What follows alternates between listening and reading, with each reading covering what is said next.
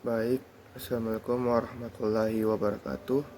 Perkenalkan, nama saya Muhammad Alif Alamin dari kelas PJKRE dengan NIM 200301501016. Di sini saya akan membawakan materi evaluasi pengajaran Penjas.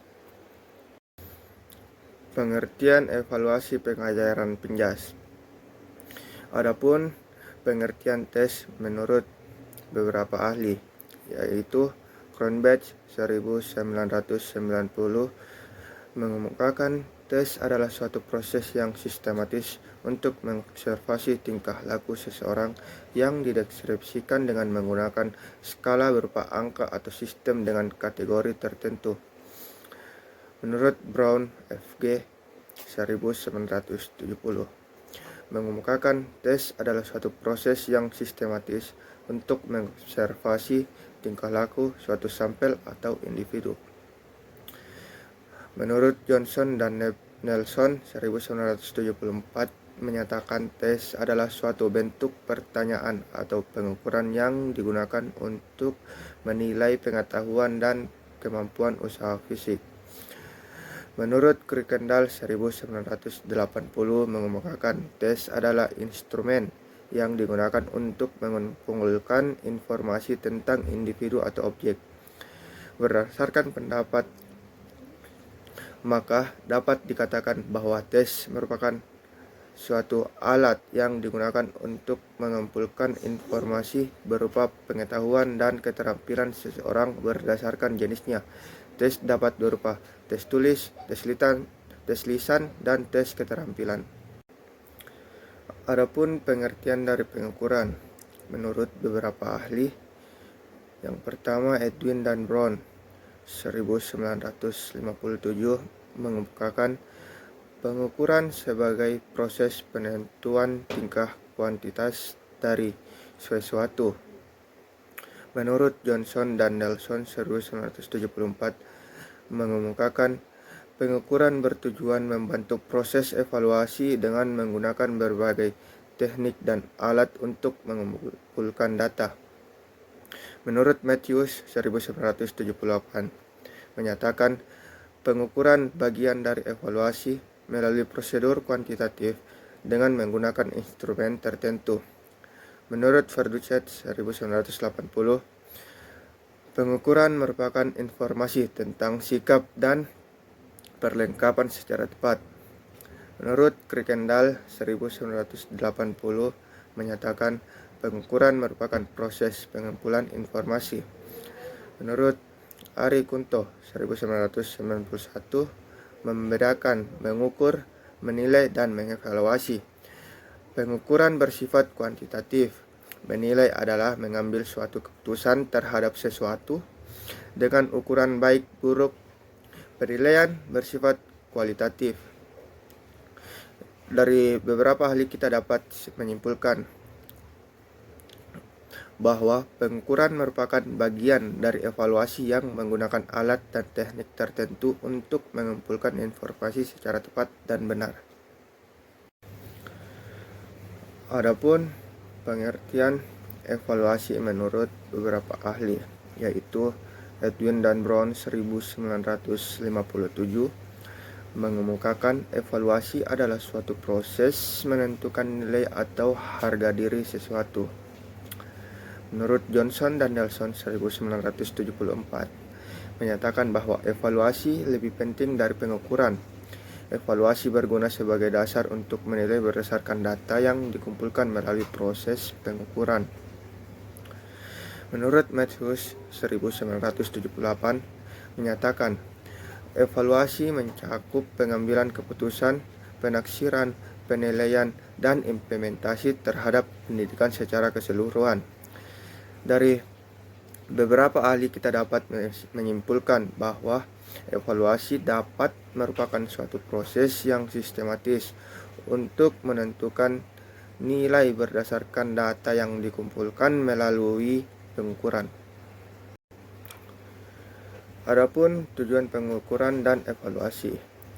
Pengukuran dan evaluasi dapat memiliki beberapa tujuan. Tujuan tersebut tidak selalu cocok dengan segala situasi. Tujuan pengukuran dan evaluasi meliputi 1.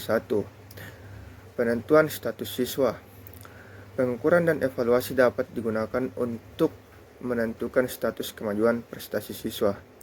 Hasil dari pengukuran dan evaluasi ini dapat digunakan untuk menempatkan siswa sesuai dengan kemampuan yang dimiliki untuk promosi dari suatu kelas ke kelas yang lebih tinggi atau menaikkan siswa ke tingkat berikutnya. 2. Pengelompokan siswa. Pengukuran dan evaluasi dapat digunakan untuk mengetahui apakah kelompok tersebut homogen dan heterogen. Dari beberapa sifat atau kemampuan yang dimiliki, pengelompokan tersebut dapat didasarkan pada tingkat usia, kondisi kesehatan, struktur tubuh, keterampilan, jenis kelamin, minat, dan sebagainya. Pengelompokan ini dapat berfungsi untuk memperbaiki pelaksanaan pengajaran dengan cara melakukan pengelolaan kelompok yang homogen. Yang ketiga yaitu seleksi. Pengukuran dan evaluasi dapat digunakan untuk menyeleksi siswa dari suatu kelompok. Dalam kegiatan yang berkaitan dengan mata pelajaran pendidikan jasmani, biasa dilakukan untuk menyeleksi anggota tim olahraga yang mewakili kelas, sekolah, dan di perguruan tinggi. Pertandingan olahraga antar fakultas merupakan sarana untuk melakukan seleksi terhadap mahasiswa yang memiliki potensi dan minat terhadap cabang olahraga tertentu untuk dibina yang lebih intensif. 4. Diagnostik dan bimbingan. Pengukuran dan evaluasi dapat digunakan sebagai bahan diagnostik untuk mengetahui kelemahan-kelemahan berdasarkan hasil pengukuran dan evaluasi. Maka perbaikan dapat dilakukan.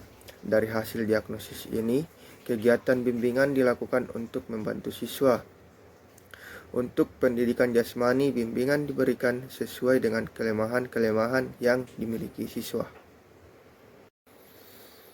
5. Motivasi.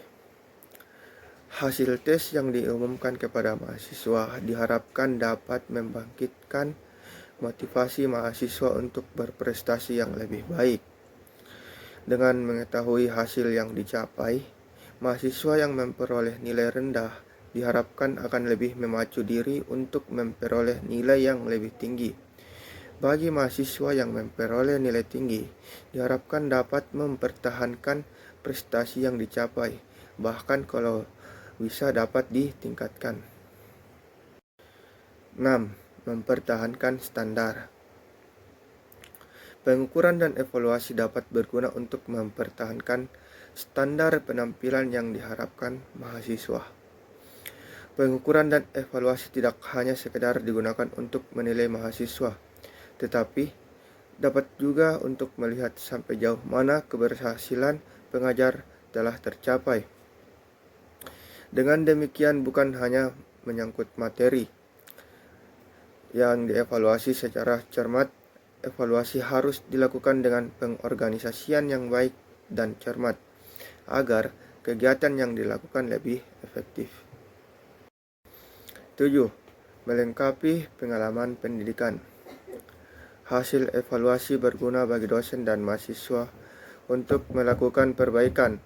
Berdasarkan hasil yang diperoleh, dosen dapat belajar tentang dirinya dan tentang kegiatan yang dilakukan. Dengan demikian, dosen tidak hanya mempelajari tentang mahasiswa saja, melainkan juga dapat menemukan informasi yang berguna bagi dirinya maupun bagi mahasiswanya. Adapun prinsip-prinsip pengukuran dan evaluasi. Suatu prinsip akan diperhatikan sebagai aturan yang menentukan suatu kegiatan. Apabila seorang guru pendidikan jasmani ingin berhasil dalam program evaluasi, maka guru tersebut harus tahu pasti prinsip-prinsip evaluasi. Prinsip-prinsip tersebut diantaranya, yang pertama, 1. Program pengukuran dan evaluasi sesuai dengan filsafat hidup dan pendidikan. Prinsip pengukuran dan evaluasi tidak boleh bertentangan dengan filsafat hidup yang dianut dan berlaku pada masyarakat tertentu. Pengukuran dan evaluasi yang berlaku di Indonesia tidak boleh bertentangan dengan Pancasila dan harus selaras dengan Pancasila. 2. Pengukuran harus dilakukan secara objektif. Objektivitas sudah mulai diberlakukan sebelum satu tes dilaksanakan, yaitu pada saat merencanakan sebuah evaluasi. Seorang guru pendidikan jasmani dalam memberikan nilai harus objektif. Nilai yang diberikan kepada siswa harus didasarkan pada data-data yang diperoleh dari hasil pengukuran sesuai dengan kondisi siswa.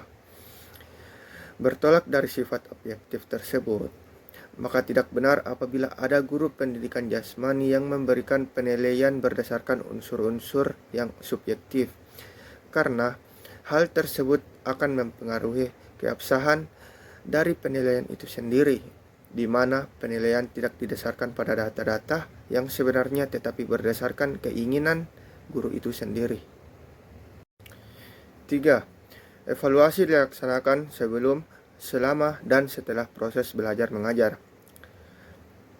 Evaluasi yang dilaksanakan sebelum berlangsungnya proses belajar mengajar dimaksudkan untuk mengetahui kemampuan awal yang telah dimiliki siswa.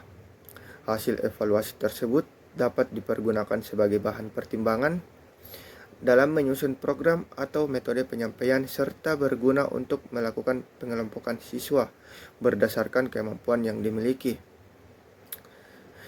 Evaluasi yang dilaksanakan selama proses belajar mengajar dimaksud untuk memberikan bantuan apabila anak didik mengalami kesulitan dalam mengikuti pelajaran tertentu.